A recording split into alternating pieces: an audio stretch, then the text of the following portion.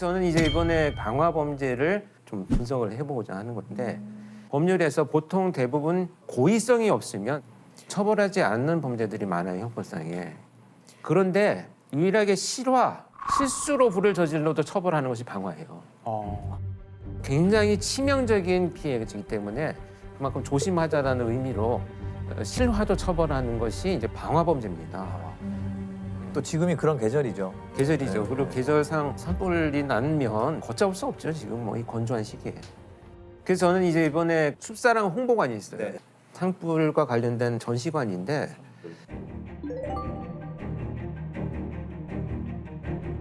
와, 여기는 숲의 사계절.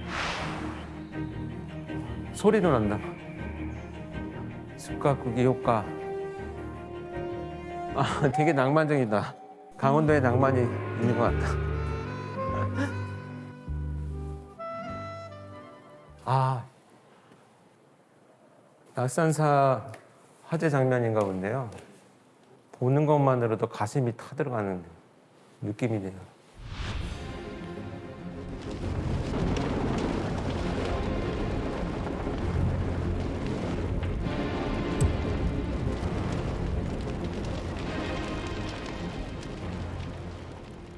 너무 실감나게 만들어놨다. 삶의 터전이 다 사라진 거잖아요, 그냥. 자기 삶의 역사가 다 없어지는 것과 같은 거죠, 사실. 저도 현장에 많이 출동을 해봤거든요. 칼뿌리처럼 생긴 그걸로 일단은 잔불 제거를 위해서 막 긁어냅니다. 근데 이럴 때 시신이 만약에 있으면 신체 일부가 이렇게 뜯어져 나오는 경우들이 있어요. 그래서 소방관들께서 너무 충격을 받아갖고 트라우마가 있어서 정신과 치료를 받는 분들이 굉장히 많다고 이렇게 얘기합니다. 보는 것만으로도 사실 굉장히 끔찍하죠. 그래서 아주 위험한 것이 이제 결국 불이죠. 방화를 저질러서 증거를 인멸한 사건을 하는 경우가 많아요. 그런데 이 사건은 방화가 범행 도구로까지 진화한 불을 질러서 살인의 도구로 사용한 범죄입니다. 방화로 살인을 저지른 방화살인이에요. 양양에서 2014년에 있었던 사건인데 강원도 양양주택에서 불이 나 일가족 4명이 목숨을 잃었습니다. 이웃집 여자가 돈 때문에 저지른 범행인 것으로 드러났습니다. 경찰은 이 씨가 피해자들에게 수면제를 먹인 뒤 불을 지른 것으로 보고 있습니다. 이 가해자와 피해자는 학부모 관계로 두 분이 만납니다. 같은 동네 사는 친한 언니 동생 사이였는데 채무관계 때문에 사이가 나빠져요. 가해자가 빚독촉을 받으니까 범행을 계획하게 됩니다. 친하니까 이제 자연스럽게 들어가고 수면제를 먹이고 여기저기 불을 질렀어요. 아이들과 이 어머니는 사망한 거죠. 불이 나니까 주변에서 신고를 했어요. 신고를 했는데 가해자인 이 사람이 소방이 도착하는 순간에 막 달려들어서 저 안에 사람이 있다고 막 구호를 해달라고 막 이렇게 목격자인 행세를 하기 시작을 합니다.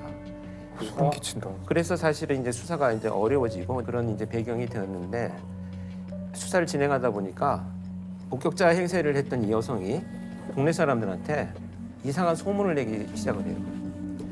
저 사람이 나한테 돈을 빌려갔는데 갚지 않고 스스로 비관을 해서 자녀들을 죽이고 자기가 죽은 거다. 막 이런 이상한 소문을 퍼뜨리기 시작을 해요. 경찰이 화재가 다 진압되고 나서 다시 한번 집을 수색하자라고 하는 과정에 신발장 안에서 이 돌아가신 분이 자기한테 돈을 빌려간 게 아니고 이 사람이 돈을 빌려간 차용증이 발견된 거예요. 그것이 발견되면서 이제 반전이 일어나죠.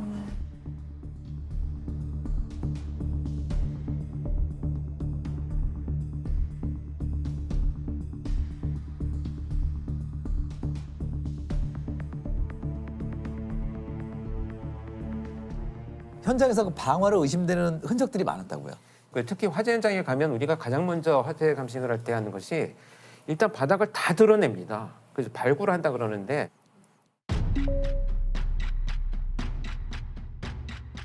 정말 삭하고 호미 이런 걸 갖고 와가지고 싹 다 드러내요.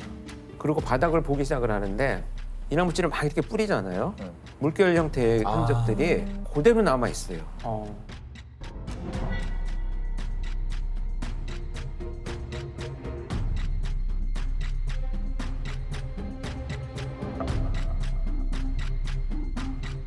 이 현장에서는 몇 군데의 발화원이 있었어요. 몇 군데에서 불이 질러졌다라고 하는 얘기인데 전기 누전, 배선, 가스 이런 부분들은 아무 이상이 없었어요. 많은 경우에 사실 자연적으로 일어나는 그런 거는 주로 전기 합선이 가장 많거든요.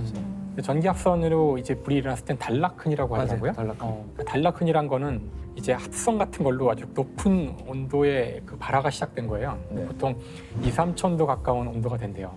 굴이 녹는 점이 1,000도거든요. 그러면은 그 굴이 선이니까 구리가 녹아서 완전히 구형 상태가 돼요. 그랬다가 굳어요.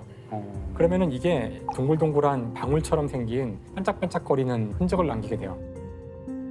처음에 만약에 이런 단락흔이 있으면은 유전이나 뭐 이런 합선 이분하고 알 수 있는 거고 그런 게 하나도 없으면은 적어도 전기에 의한 건 아닌 거죠.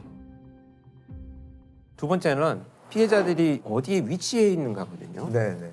대부분 장구적인 노력을 할 때 보면 뭐 어디로 가겠습니까? 뭐 욕실이나 물이 있는 곳으로 가죠. 네. 싱크대, 욕실, 창문 이런 데서 발견이 되는 것이 정상적인 과정인데 그냥 바닥에 흩어져서 사망해 있었기 때문에 피해자들의 호흡기를 검사를 해봤더니 전부 검정매가 다 묻어서 나왔어요. 그러니까 호흡을 하고 있었다는 건데 이렇게 숨을 쉬고 있으면서도 불구하고 장구적인 노력을 못했다면 약물이나 기타 뭐 여러 가지 범죄 피해를 이미 당했을 가능성이 있으니까 부검시에 약물 검사를 훨씬 더 많이 의뢰를 하죠.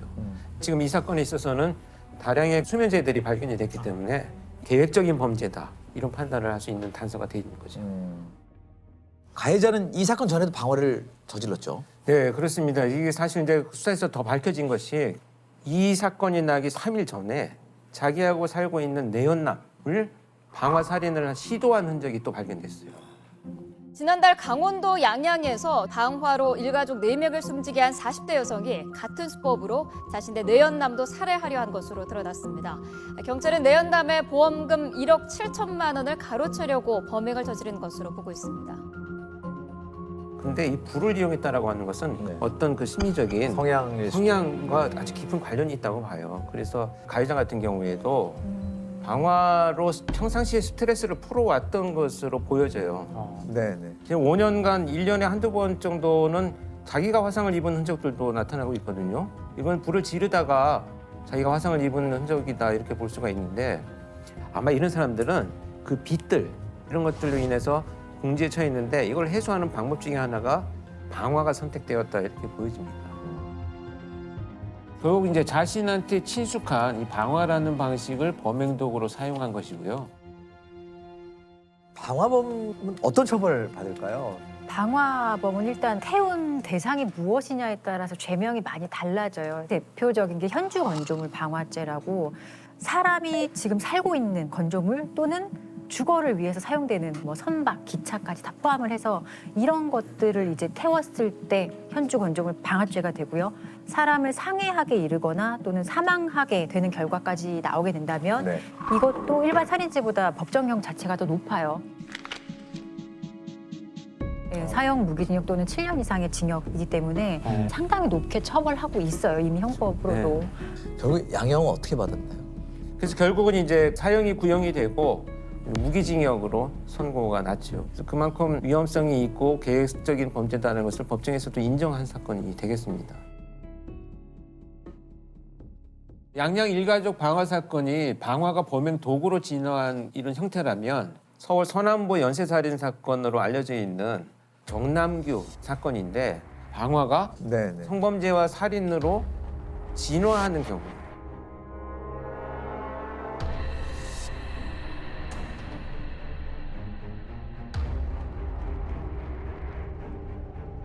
최근 서울 남서부 지역에서 여성들이 잇따라 피습되면서 주민들이 공포에 떨고 있습니다. 지난 9일에는 보라매 공원에서 20대 여대생이 흉기에 찔려 숨졌습니다.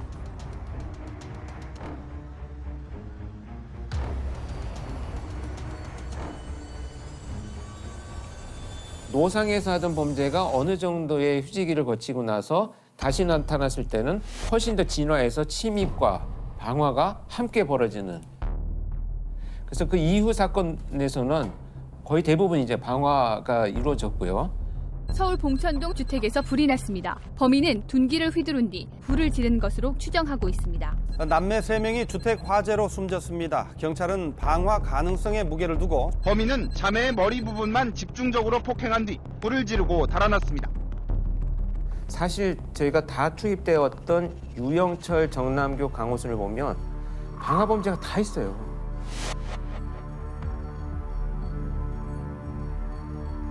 사실 유영철도 쓰레기 더미, 뭐 자동차 상당히 많은 곳에 불을 질렀다라고 하는데 강호순도 자신의 처와 작물을 불을 질러서 살해한 이런 사건이 이제 밝혀졌었죠. 어쨌든 연쇄살인범한테 공통적으로 나타나는 특징이다 이렇게 나타나고 있습니다.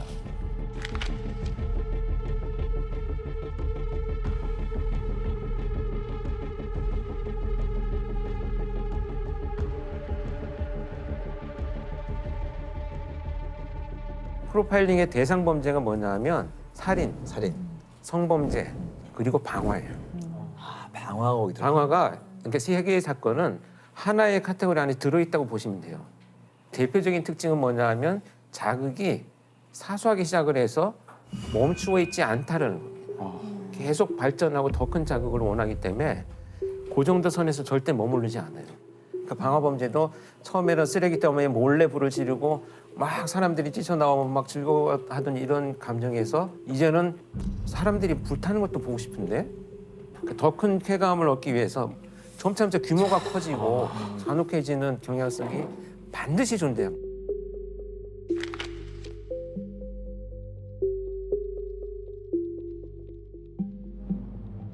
마약 중독과 같아요. 이건 중독 범죄랑 비슷하거든요. 작게 시작한 약물이 점차 내성이 생기면서 약물이 양이 늘어나고 횟수가 늘어나는 것처럼 똑같아요. 이 세 가지 범죄는. 정남규도 역시 마찬가지입니다. 길거리에서 따라가서 막 공격하고 찌르고 이런 범죄를 저지르다가 이거 갖고는 이제 안 되겠는데? 그래서 침입을 하기 시작을 해요. 왜냐하면 그래서 장악을 해서 성범죄를 저지르고 내가 살해하고 가면 되겠구나. 그게 점차 더 자극이 발전하다 보니까 이제 불을 질러서 온 일가족을 다 살해하겠다. 이걸로 이제 발전하기 시작을 하는 거죠. 그 정남규의 방화 현장 가보신 건가요? 네. 제가 정남규 연쇄살인 사건, 그 방화 사건 현장에 다 제가 나가봤는데 불을 도주로에다만 질러요. 큰 창문이나 출입문 이런 곳에 다 불을 질러서 결국은 일가족이 다 사망한 케이스가 빠져나가게. 심지어 제가 정말 충격적이었던 것은 빠져나오지 못하도록 젓가락을 구부려가지고 문고리에 이렇게 걸어놓고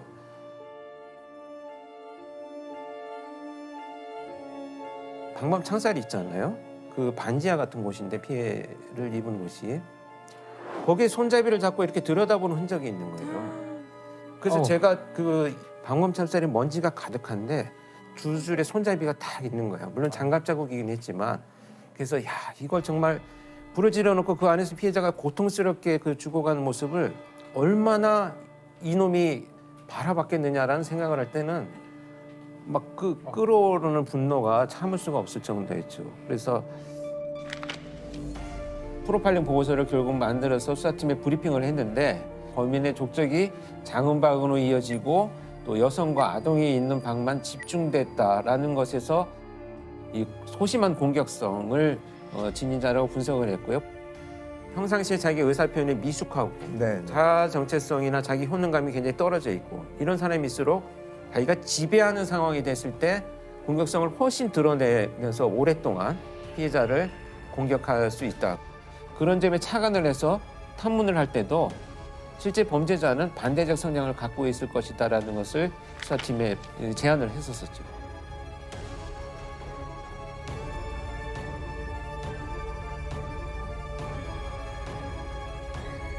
그 내용이 이제 결국은 체포되고 나서 정남규의 성향하고 상당 부분 일치를 하고 있었어요. 정남규는 다른 요원들하고 제가 같이 면담을 하느라고 이제 옆자리에 이렇게 앉았었는데 정말 그 살인 현장을 추억하면서 막 불이 활활 타는데 내 심장이 타는 것 같았어요. 막 이렇게 얘기를 해요, 진짜. 실제로. 쾌감의 순간을 돌이켜 보듯이. 그래서 전형적인 장형분이 고조되는 유형의 범죄자구나.